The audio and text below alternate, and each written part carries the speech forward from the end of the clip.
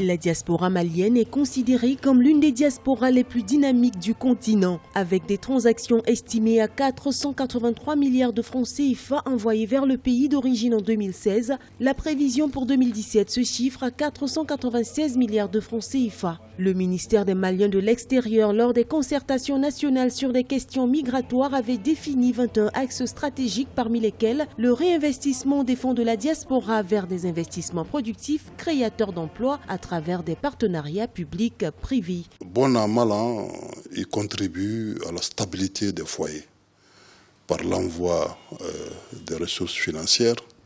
Il contribue aussi par l'amélioration du cadre de vie au niveau de leur terroir.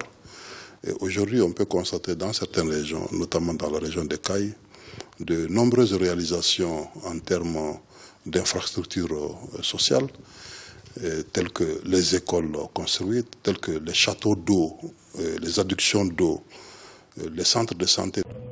Ils sont sportifs, musiciens, ingénieurs, hommes d'affaires qui font la fierté du Mali à l'extérieur. Leur ambition, rentrer définitivement au pays afin de créer des emplois.